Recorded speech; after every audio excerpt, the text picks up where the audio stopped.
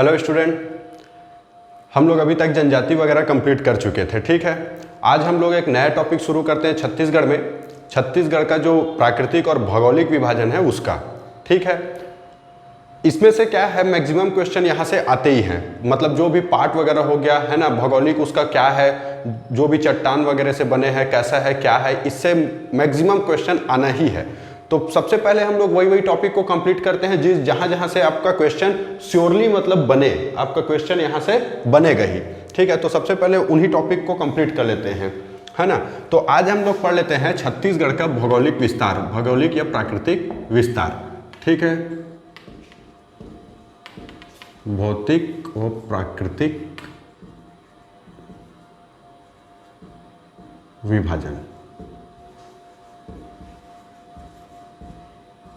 ठीक है,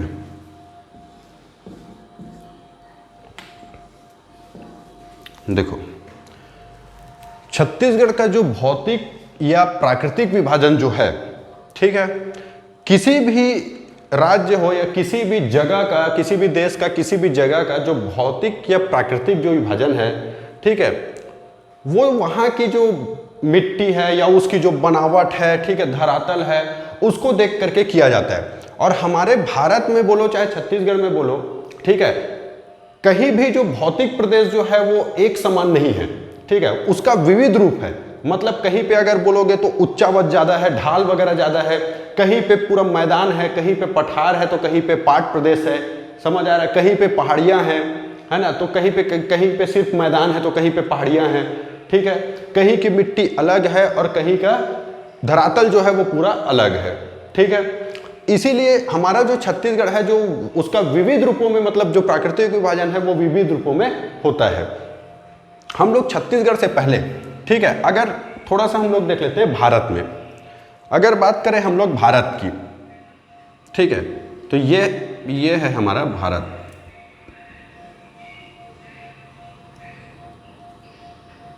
ठीक है, देखो ये हमारा भारत है, समझ लो।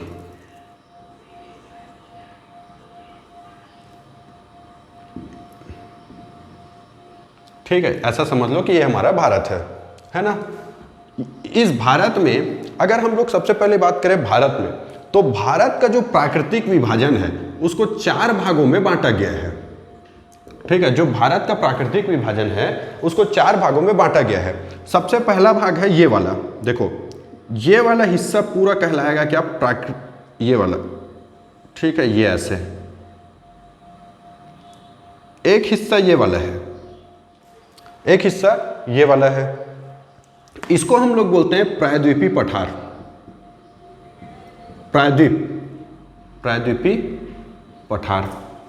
ठीक है, इसको हम लोग क्या बोलते हैं, प्रायद्वीप पठार।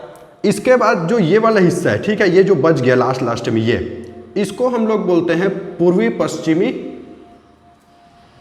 सीमांत। ठीक है, ये पश्चिमी घाट और पूर्वी घाट। उसके बाद यहाँ पे जो है वो उसको हम लोग बोलते हैं उत्तर भारत का मैदान, उत्तर भारत का मैदान बोलते हैं, या इसी को गंगा सतलज का मैदान बोलते हैं। ठीक है, उत्तर भारत का मैदान तीसरा। और चौथा हमारा है ये वाला हिमालय का पर्वतीय प्रदेश, ये हिमालय वाला। ठीक है, हिमालय का पर्वतीय प्रदेश। और ये वाला है उत्तर भारत का मैदान, उत्तर भारत का मैदान। ठीक है, और ये पूर्वी पश्चिमी घाट, पूर्वी घाट और पश्चिमी घाट। ठीक है, पूर्वी घाट और पश्चिमी घाट, इसको 4 भागों में विभाजित किया गया है।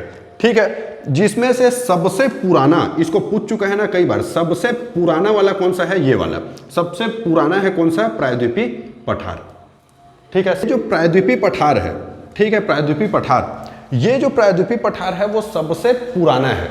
ठीक है, सबसे पुराना मतलब ये जो प्रायद्वीपीय पठार है इसका निर्माण सबसे पहले हुआ है। ठीक है, उसके बाद बाकी सबका हुआ है। ठीक है, तो ये हो गया हमारा क्या, प्रायद्वीपीय पठार। तो हमारा अगर छत्तीसगढ़ की बात करें, देखो भारत को 4 भागों में बांटा गया है, इसी प्रकार छत्तीसगढ़ को भी। ठीक है, छत्तीसगढ़ को भी, ये छत्तीसगढ़ को, हमारा जो छत्तीसगढ़ है, देखना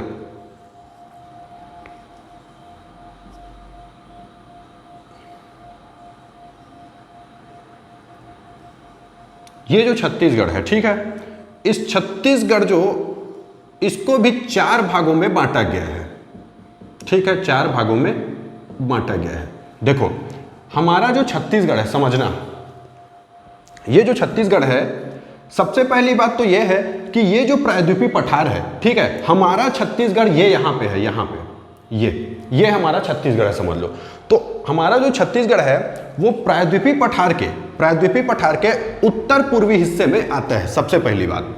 ठीक है, हमारा छत्तीसगढ़ जो है वो प्रायद्वीपीय पठार के उत्तर पूर्वी हिस्से में आता है, उत्तर पूर्वी हिस्से में, है ना। हमारा जो छत्तीसगढ़ है वो इस प्रायद्वीपीय पठार के उत्तर पूर्वी हिस्से में आता है। मतलब हमारा छत्तीसगढ़ किसका हिस्सा है? तो प्रायद्वीपीय पठार का हिस्सा है। और प्रायद्वीपीय पठार के किस हिस्से में आता है? उत्तर पूर्वी हिस्से में आता है।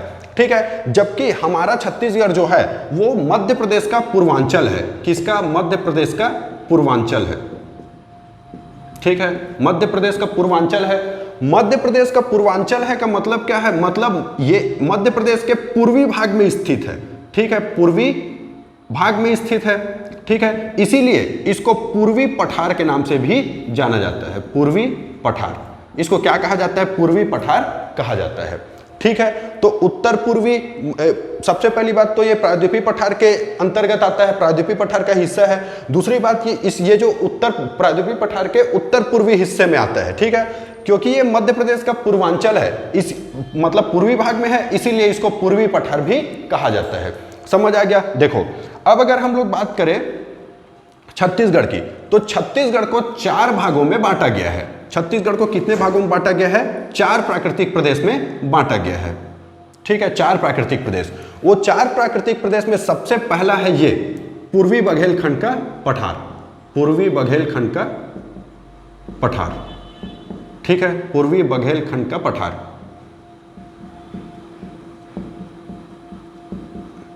उसके बाद ये जो पूर्वी बघेलखंड का पठार है, उसके बाद जो दूसरा हिस्सा है ये वाला जसपुर सामरी पाट प्रदेश, इसको हम लोग बोलते हैं जसपुर सामरी पाट प्रदेश। जसपुर सामरी पाट प्रदेश। ठीक है, जसपुर सामरी पाट प्रदेश। तीसरा जो हिस्सा है ये वाला है महानदी बेसिन, इसको हम लोग बोलते हैं महानदी बेसिन। ठीक है, महानदी बेसिन, या इसी को बोलते हैं छत्तीसगढ़ का मैदान। जबकि चौथा जो हिस्सा है वो वाला है दंडकारण्य। दंडकारण्य, इसको हम लोग लास्ट वाले को बोलते हैं दंडकारण्य। ठीक है, दंडकारण्य का मैदान। ठीक है, दंडकारण्य पठार बोलते हैं। ठीक है, तो इसको 4 भागों में बांटा गया। सबसे पहला पूर्वी बघेलखंड का पठार, उसके बाद जसपुर सामरी पाट प्रदेश, उसके बाद महानदी बेसिन, और महानदी बेसिन के बाद कौन सा है? दंडकारण्य। ठीक है, जिसमें से इन 4 भागों में बांटा गया छत्तीसगढ़ को उसकी विविधता, ठीक है, उसके भौगोलिक बनावट हो गया, उसकी उच्चावच हो गया, उसकी मिट्टी हो गया, उसके भूगर्भिक संरचना के आधार पर, ठीक है, इन सभी आधारों पर छत्तीसगढ़ को उसके विविध रूपों में 4 भागों में बांटा गया। जिसमें सबसे पहला कौन सा है? पूर्वी बघेलखंड का पठार, उसके बाद जसपुर सामरी पाट प्रदेश, फिर महानदी बेसिन और फिर दंडकारण्य। समझ आ गया? फिर क्या है? दंडकारण्य। इन 4 भागों में इसको बांटा गया है, जिसमें ये जो महानदी बेसिन है, ठीक है, अगर इसका विस्तार देखें तो ये जो महानदी बेसिन है इसका कुल विस्तार जो है 68,064, मतलब 68,064 वर्ग किलोमीटर में कौन फैला हुआ है? महानदी बेसिन। 68,064 वर्ग किलोमीटर में कौन फैला हुआ है? महानदी बेसिन।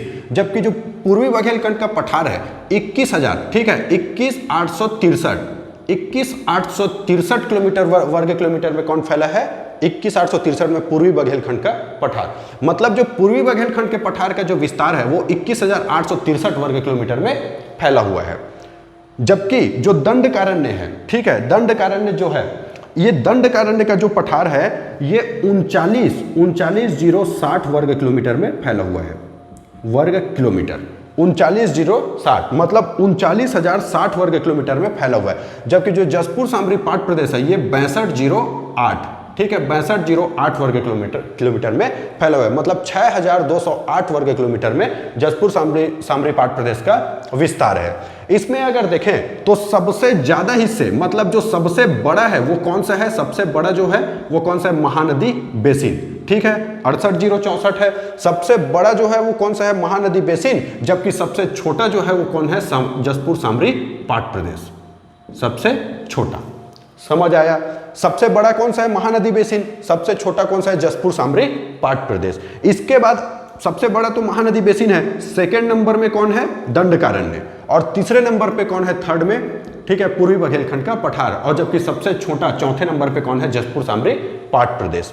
ठीक है, ये जो पूर्वी बघेलखंड का पठार है, ठीक है, ये जो पूर्वी बघेलखंड है ये असल में मध्य प्रदेश में भी बघेलखंड है। मतलब ये जो बघेलखंड है वो कहाँ का है? मध्य प्रदेश का है। मध्य प्रदेश बघेलखंड का पठार। तो ये जो बघेलखंड का पठार है वो कहाँ का है? मध्य प्रदेश। और मध्य छत्तीसगढ़ पहले किसका हिस्सा हुआ करता था? मध्य प्रदेश का। तो छत्तीसगढ़ मध्य प्रदेश के पूर्वी भाग में है, मतलब इस बघेलखंड का पूर्वी भाग कहाँ है? छत्तीसगढ़ में, इसीलिए इसको पूर्वी बघेलखंड के पठार के नाम से जाना जाता है। ठीक है, पूर्वी बघेलखंड के पठार के नाम से जाना जाता है। देखो ये हमारा पूरा का पूरा क्या है? महानदी बेसिन और दंडकारण्य, पूर्वी बघेलखंड का पठार और जसपुर सामरी पाट प्रदेश। अब हम लोग इसका विस्तार देख लेते हैं कि ये कहां से कहां तक कैसे फैला हुआ है। ठीक है, मैं जैसे कि आप लोग को बताया था पहले क्लास में बता चुका हूं कि इसका विस्तार कहां से कहां तक है, लेकिन फिर भी एक बार देख लेते हैं। अगर हम लोग बात करें पूर्वी बघेलखंड की पठार की, तो पूर्वी बघेलखंड का पठार जो है, अगर इसके उत्तर की बात करें तो उत्तर में कौन सा है? यूपी। उत्तर में उत्तर प्रदेश है, जबकि इसके पूर्व में कौन है? झारखंड। ठीक है, अगर हम लोग पूर्वी बघेलखंड के पठार का बात करें तो इसके उत्तर में क्या है? यूपी, पूर्व में क्या है? झारखंड। ठीक है, इधर क्या है? पूरा का पूरा पश्चिम में एमपी है, एमपी का सीधी, सिंगरौली, ठीक है, सीधी, शहडोल, ये सब जिले हैं, है ना, सीधी, सिंगरौली, शहडोल जिले हैं। जबकि इसके उत्तर में क्या है? यूपी है, इसके पूर्व में क्या है? झारखंड है। ठीक है, एमपी का, और इधर क्या है? एमपी का सीधी, सिंगरौली और वो वाला जिले हैं। ठीक है, सीधी, सिंगरौली और शहडोल। जबकि अगर बात करें इसके दक्षिण की, तो इसके दक्षिण में क्या पड़ेगा हमको? गोरेला, पेंड्रा, मरवाही। ठीक है, गोरेला, पेंड्रा, मरवाही हो गया, कोरबा, जांजगीर चांपा, रायगढ़, ये सारे जिले कहां पड़ेंगे? पूर्वी बघेलखंड के पठार के दक्षिण में पड़ेंगे। ठीक है, जिसमें ये 21,863 वर्ग किलोमीटर में फैला हुआ है। जबकि अगर हम लोग बात करें जसपुर सामरी पाट प्रदेश की, तो जसपुर सामरी पाट प्रदेश जो इसका जो पूर्वी हिस्सा है वो झारखंड और उड़ीसा से लगा हुआ है। किससे लगा हुआ है? झारखंड और उड़ीसा से। ठीक है, झारखंड और उड़ीसा से। जबकि इसका जो जसपुर सामरी पाट प्रदेश है इसका अधिकतर हिस्सा इधर बलरामपुर जिले और सरगुजा जिले से लगे हुए हैं, जबकि नीचे के हिस्सा जो है वो रायगढ़ जिले से लगा हुआ है। ठीक है, रायगढ़ हो गया, कोरबा हो गया, इससे लगा हुआ है। पूरा अगर बात करें महानदी बेसिन की, तो महानदी बेसिन का तो पश्चिमी हिस्सा पूरा कहां जाएगा? उड़ीसा में। पूरा कहां चले जाएगा? उड़ीसा। जबकि महानदी बेसिन पूर्वी हिस्सा कहां जाएगा? उड़ीसा में। जबकि पश्चिमी हिस्सा पूरा का पूरा कहां आ जाएगा? ठीक है, एमपी और महाराष्ट्र में। इसका उत्तरी हिस्सा कहां जाएगा? कोरिया। ठीक है, ये जो जसपुर सामरी क्या बोलते हैं? जसपुर सामरी और पूर्वी बघेलखंड, इसमें चले जाएगा पूरा। और इसका दक्षिणी हिस्सा पूरा दंडकारण्य में आएगा, जिसमें कांकेर और कोंडागांव, बस्तर, ये सब जिले लगे हुए हैं। ठीक है, कोंडागांव, कांकेर, ये सब लगे हुए, इसमें चले जाएगा कौन सा? महानदी बेसिन।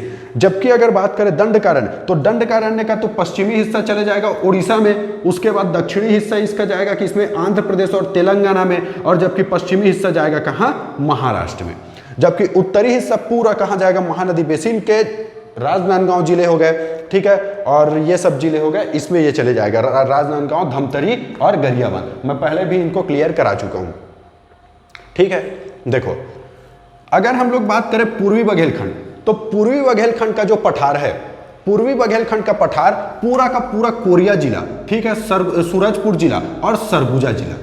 ठीक है, पूर्वी बघेलखंड का पठार जो है वो कोरिया जिला है ना, और सूरजपुर जिला, बलरामपुर और सरगुजा। लेकिन बलरामपुर और सरगुजा का जो भी पाट प्रदेश वाला हिस्सा है, जो भी पाट प्रदेश वाला, ठीक है, जैसे मैन पाट हो गया, जारंग पाट हो गया, सरगुजा में है मैन पाट, जारंग पाट, और यहाँ है सामरी पाट, बलरामपुर में सामरी पाट, लहसुन पाट, ये सारे जो मान लिया जाए ये बलरामपुर है, तो ये बलरामपुर का इतना हिस्सा, ठीक है, और ये सरगुजा का इतना हिस्सा, ये इतना हिस्सा किसमें चले जाएगा, और पूरा का पूरा जसपुर जिला ये किसमें चलेगा जाएगा? जसपुर सामरी पाट प्रदेश में।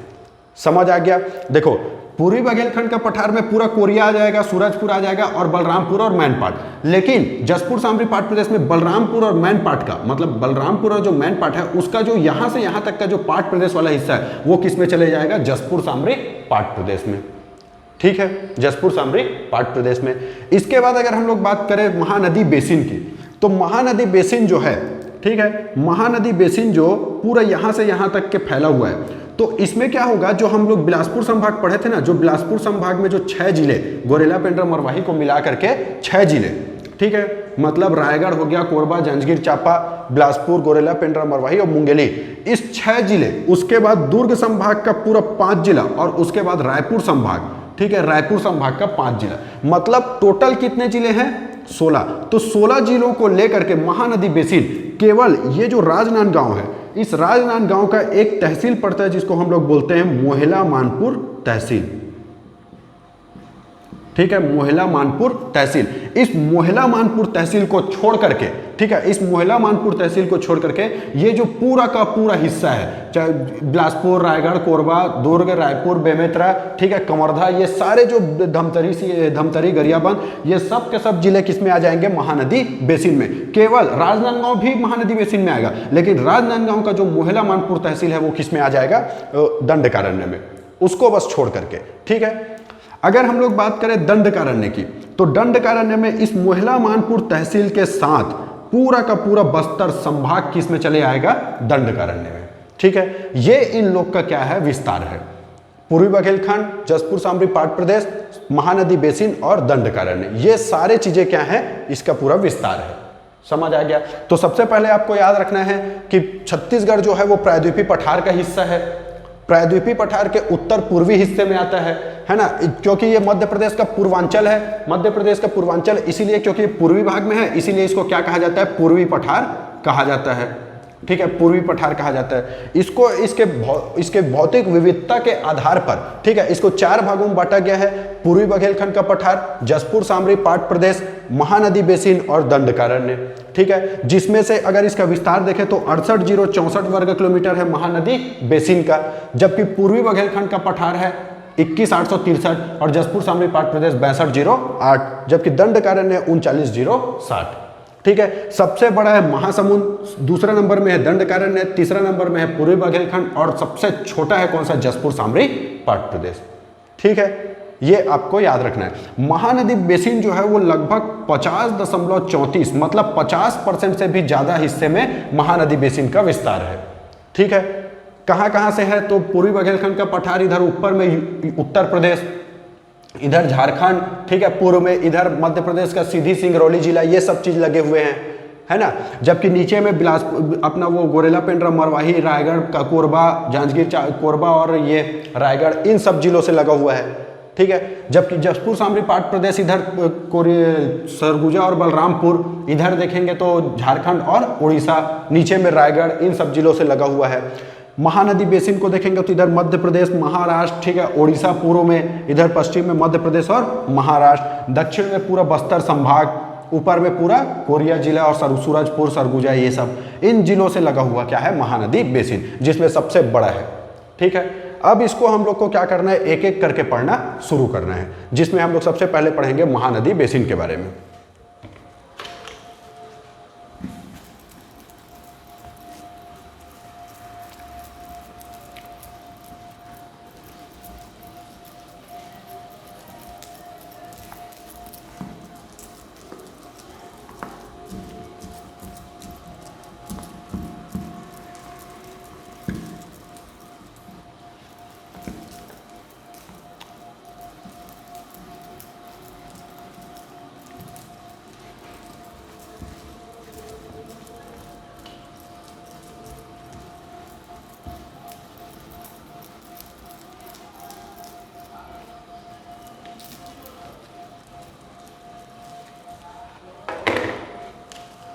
देखो अब हम लोग पढ़ते हैं एक एक करके, ठीक है, मैप वाइज महानदी बेसिन। सबसे पहले हम लोग पढ़ लेते हैं महानदी बेसिन को।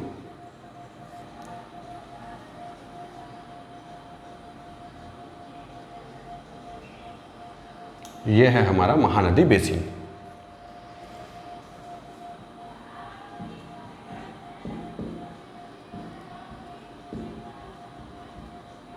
ठीक है। इस महानदी बेसिन का सबसे पहला तो हम लोग देखे थे क्या, विस्तार, ठीक है, विस्तार। तो विस्तार था इसका कितना, 68,064, लगभग 50.34% एरिया में, लगभग 50 से भी ज़्यादा है।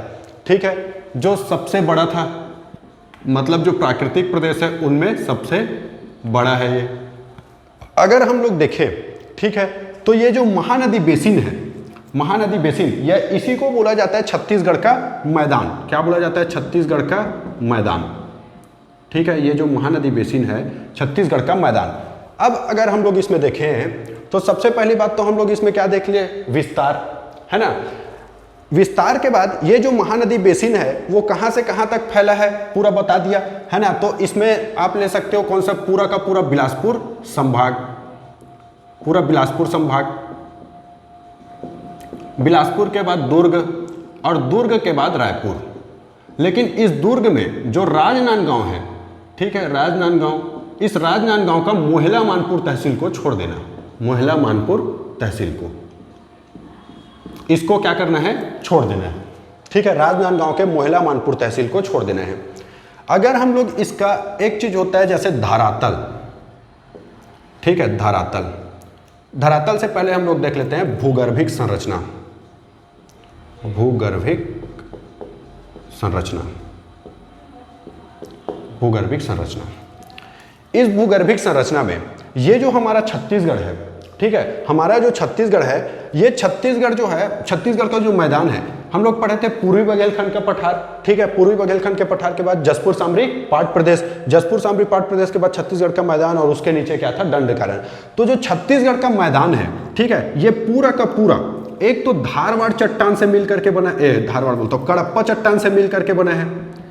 ठीक है, कड़प्पा चट्टान से, कड़प्पा चट्टान से।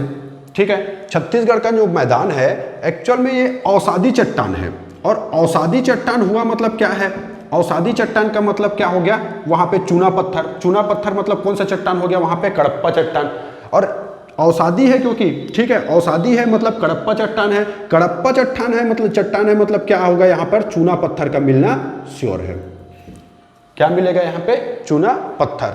ठीक है, तो इसका जो भूगर्भिक संरचना है, अवसादी चट्टान होने के कारण इसका जो यहाँ का जो चट्टान है वो कौन सा है? कड़प्पा चट्टान।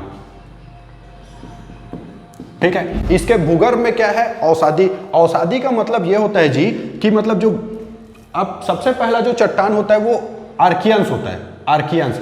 इस आर्कियन के बाद जो जब इसमें गाद वाद जमा हो जाते हैं, ठीक है, जो भी गाद वाद जमा हो जाते हैं उससे जो चट्टान बनता है उसको हम लोग क्या बोलते हैं? अवसादी। मतलब अवसादों से, जो भी अवसादों से जो चट्टान बनता है उसको हम लोग क्या बोलते हैं? अवसादी चट्टान। मतलब नदियों के द्वारा बहा करके लाया हुआ, ठीक है, और उसमें जो भी जीव, वो छोटे मोटे जो जीव वो जंतु हैं वो तो अगर दब गए हैं तो उसके कारण जो चट्टान बनता है वो कौन सा बनता है? अवसादी चट्टान। ठीक है, और अवसादी चट्टान जहां मिला, अवसादी चट्टान क्योंकि मुलायम होता है, ठीक है, इसीलिए इसमें क्या होगा? चूना पत्थर। इसमें क्या मिलेगा हमको? चूना पत्थर। तो जो भूगर्भिक संरचना है उसमें क्या मिलेगा? कड़प्पा चट्टान। और इस कड़प्पा चट्टान में जो खनिज मिलेगा वो कौन सा होगा? जो खनिज मिलेगा, ठीक है, वो कौन सा होगा? चूना पत्थर, चूना पत्थर। ठीक है, चूना पत्थर। अब अगर हम लोग बात करें इसके धरातली संरचना की, धरातली संरचना, तो इसको, इसके धरातली संरचना को, इसको हम लोग दो भागों में बांट करके पढ़ते हैं, एक और ये दो। ठीक है, इसको दो भागों में। तो इसका जो दो भाग है उसको सबसे पहले तो एक बांटा गया छत्तीसगढ़ के मैदान में, छत्तीसगढ़ के मैदान, और दूसरा बांटा गया है इसको सीमांत भूमि में, सीमांत भूमि। एक तो छत्तीसगढ़ के मैदान में बांटा गया है और दूसरा सीमांत भूमि में। महानदी बेसिन का जो धरातली संरचना है वो एक तो है छत्तीसगढ़ का मैदान, दूसरा है सीमांत भूमि। देखो, छत्तीसगढ़ का मैदान कहने का मतलब इसका जो बीच वाला हिस्सा है वो पूरा कौन सा है? छत्तीसगढ़ का मैदान। इसका जो सीमांत भूमि है, सीमांत भूमि का मतलब होता है जैसे सीमांत भूमि, इसके जो कोने कोने जो भी इसके कॉर्नर में है वो इसके क्या है? सीमांत भूमि। तो सबसे पहली बात हम लोग पढ़ लेते हैं कि इसको सीमांत भूमि को। अगर हम लोग पढ़े सीमांत भूमि को तो देखो, ये जो हमारा सीमांत भूमि, ये यहां से ऐसे, ठीक है, ये ऐसे, ये पूरा का पूरा है कौन सा? मैकल पर्वत श्रेणी। ये पूरा है मैकल पर्वत श्रेणी, पूरा क्या है? मैकल पर्वत श्रेणी। यहां तक है, पूरा राजनांदगांव तक। ठीक है, इसमें मैकल पर्वत श्रेणी में आप ले सकते हो मुंगेली, ठीक है, गोरेला पेंड्रा, मरवाही, कवर्धा और राजनांदगांव, ये सब को मिला करके क्या आएगा, मैकल पर्वत श्रेणी। इस मैकल पर्वत श्रेणी के बाद ये वाला जो हिस्सा है ये ऐसे, ठीक है, ये वाला हिस्सा जाएगा अपना, ये एक हिस्सा हो गया। यहां से महानदी जाएगा और महानदी के बाद ये वाला हिस्सा जो पूरा ये ऐसे, ठीक है, ये वाला हिस्सा हमारा कहलाएगा पश्चिमी सीमांत भूमि। कौन सा, पश्चिमी सीमांत भूमि। इस पश्चिमी सीमांत भूमि में ये वाला जो हिस्सा है इसको हम लोग बोलते हैं दुर्ग राजनांदगांव का मैदान। दुर्ग राजनांदगांव का मैदान, ठीक है, दुर्ग राजनांदगांव का मैदान। इसके बाद ये पूरा कहलाएगा ना, यहां से यहां तक क्या कहलाएगा, पश्चिमी सीमांत भूमि। लेकिन इस पश्चिमी सीमांत भूमि में ये जो है ये क्या कहलाएगा, दुर्ग राजनांदगांव का मैदान, ठीक है। जबकि ये कहलाएगा सिहावा पर्वत। यहां पे सिहावा पर्वत है, धमतरी जिला है, धमतरी जिला में सिहावा पर्वत, धमतरी हो गया, गरियाबंद हो गया। जबकि ये जो दुर्ग राजनांदगांव भूमि है, दुर्ग राजनांदगांव कहने का मतलब जो बालोद हो गया, संजारी बालोद, ठीक है, संजारी हो गया, बालोद हो गया, है ना, और क्या बोलते हैं, डोंगरगढ़ हो गया, डोंगरगढ़, इसी में अपना आ जाएगा क्या, डोंगरगढ़ बोलता हूँ, डोंगरगढ़ हो गया, ठीक है, इसी में अपना आ जाएगा डोंडी लोहारा, ठीक है, लोहारा, डोंडी लोहारा, डोंडी, है ना, ये सब आ जाएगा किसमें, दुर्ग राजनांदगांव उच्च भूमि में, दुर्ग राजनांदगांव उच्च भूमि। जबकि ये सिहावा पर्वत है, यहां से ये वाला हिस्सा हमारा जो है वो गरियाबंद है, गरियाबंद। इस गरियाबंद में इसको हम लोग बोलते हैं नारियल पानी, नारियल पानी बोलते हैं इसको, नारियल पानी गरियाबंद में। गरियाबंद के ऊपर ऐसे चढ़ गए, ठीक है, यहीं से, तो ये वाला ऐसे आ जाएगा अपना क्या, ये भात्रीगढ़ की पहाड़ी, भात्रीगढ़ की पहाड़ी। ये पूरा पूर्वी सीमांत भूमि शुरू हो गया ना, पूर्वी सीमांत भूमि, पूर्वी सीमांत भूमि, पूर्वी सीमांत उच्च भूमि। देखो धरातली संरचना में देखें तो इसका जो छत्तीसगढ़ का जो मैदान, छत्तीसगढ़ जो है, जो पूरा महानदी बेसिन है, ठीक है, इस महानदी बेसिन को दो भागों में बांटा गया, एक तो छत्तीसगढ़ के मैदान में, दूसरा सीमांत भूमियों में। तो हम लोग अभी पढ़ रहे हैं कि इसको सीमांत भूमि को, सीमांत भूमि मतलब उसका जो भी कॉर्नर वाला हिस्सा है वो कौन सा हो गया, सीमांत भूमि। जिसमें अगर हम लोग पूर्वी सीमांत भूमि की बात करें तो पूर्वी सीमांत भूमि में तो पूरा क्या आएगा, मैकल पर्वत श्रेणी। इसके बाद अगर पश्चिमी सीमांत भूमि की बात करें तो दुर्ग राजनांदगांव उच्च भूमि और सिहावा पर्वत। जबकि पूर्वी सीमांत भूमि की हम लोग बात करेंगे तो पूर्वी में क्या आ जाएगा, सिहावा पर्वत से लेकर नारियल पानी, नारियल पानी के बाद भात्रीगढ़ की पहाड़ी, भात्रीगढ़ की पहाड़ी के बाद, ठीक है, ये भात्रीगढ़ की पहाड़ी है, भात्रीगढ़ की पहाड़ी के बाद आ जाएगा अपना कौन सा, ये भात्रीगढ़, भात्रीगढ़ के बाद ये गौरागढ़, गौरागढ़, गौरागढ़ के बाद, ठीक है, ये हो गया हमारा क्या, गौरागढ़। गौरागढ़ के बाद ये आ जाएगा हमारा क्या, शिशुपाल पर्वत, ठीक है, यहीं पे क्या हो जाएगा, शिशुपाल पर्वत,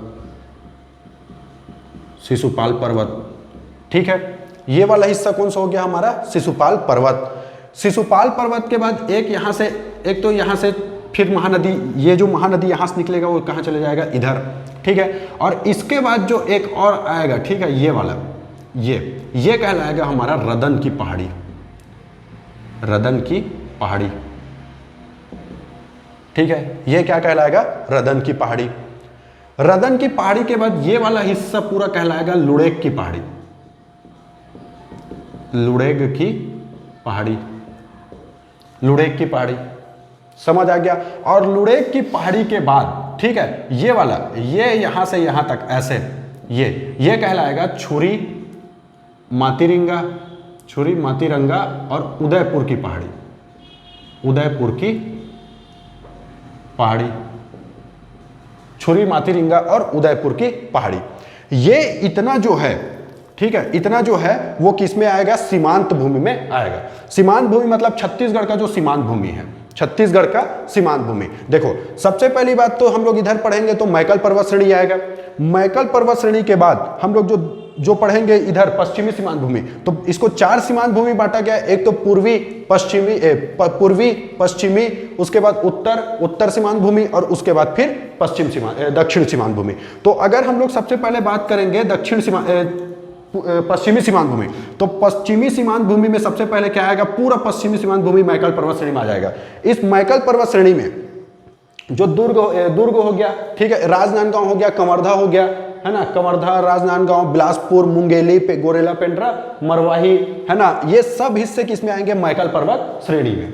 मैकल पर्वत श्रेणी के बाद जो दक्षिणी सीमांत भूमि है, इस दक्षिणी सीमांत भूमि में देखो पूरा दुर्ग, राजनांदगांव उच्च भूमि, है ना, जिसमें दुर्ग हो गया, बालोद हो गया, संजारी, बालोद, डोंडी, लोहारा, है ना, ये सब किसमें आ जाएंगे, इसमें। उसके बाद सिहावा नगरी, सिहावा, धमतरी, है ना, सिहावा हो गया, धमतरी हो गया, गरियाबंद, ये सब किसमें आएंगे, सिहावा पर्वत में। इसके बाद यहाँ से गरियाबंद घूमेंगे तो गरियाबंद में नारियल पानी हो गया, है ना, नारियल पानी के बाद भातरीगढ़, भातरीगढ़ के बाद गौरागढ़, ये गौरागढ़ यहाँ से महासमुंद जिला शुरू हो जाएगा, गौरागढ़ से, ठीक है, ये महासमुंद जिला शुरू हो जाएगा। महासमुंद से गौरागढ़ हो गया, गौरागढ़ से शिशुपाल पर्वत, शिशुपाल पर्वत के ऊपर रदन की पहाड़ी और रदन की पहाड़ी के ऊपर लुड़ेक की पहाड़ी। देखो जहां जहां से नदियां बहती हैं, ये है हमारा कोरिया, कोरिया से निकलता है हसदेव नदी, हसदेव नदी निकल करके ये ऐसे आता है, ये ऐसे, और यहाँ पे आकर के मिलेगा, ठीक है, महानदी में। यहाँ से होकर के आएगा, ये मैन पार्ट है, ये मैन पार्ट, ये यहाँ से निकल करके आएगा क्या, मांड नदी, ये वाला हिस्सा पूरा मांड नदी कहलाएगा। ये वाला पूरा जाएगा कहाँ, महानदी, यहाँ से महानदी। देखो ये हमारा बीच का मैदान है क्या, छत्तीसगढ़, छत्तीसगढ़ का मैदान, इसको दो भागों में बांटा गया, एक तो मैदान, दूसरा सीमांत भूमि। तो सीमांत भूमि तो ये है, मैदान, मैदान किसको बोलते हैं, इस सीमांत भूमि के जो बीच में बच गया वही क्या है, मैदान, ठीक है। तो छत्तीसगढ़ का मैदान कौन सा, ये है सिहावा पर्वत, यहां से निकलेगा कौन, महानदी, कांकेर में इंटर करेगा, और कांकेर में इंटर करने के बाद ऐसे होते हुए ये निकल जाएगा कहाँ, ये अपना, ठीक है, पूरा निकल जाए, ये धमतरी से निकलेगा, धमतरी से गरियाबंद, रायपुर की सीमा बनाते हुए, ठीक है, ये पूरा रायपुर से आरंग से सीमा बनाते हुए महासमुंद होते हुए निकल जाएगा कहाँ, ओडिशा। ये यहाँ से निकलेगा अंबागढ़ चौकी, पाना बरस की पहाड़ी से, ये वाला शिवनाथ, ये हमारा शिवनाथ है, और ये हसदेव आ रहा है, और ये हसदेव आकर के मिलेगा यहाँ, ठीक है, ये मांड आकर के मिलेगा यहाँ।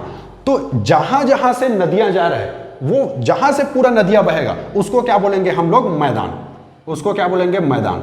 और जहां से मैदान नदियां जाएगा उसको मैदान या फिर बेसिन। तो जहां से नदियां जाएगा वहां से क्या बनेगा, बेसिन बनना श्योर है।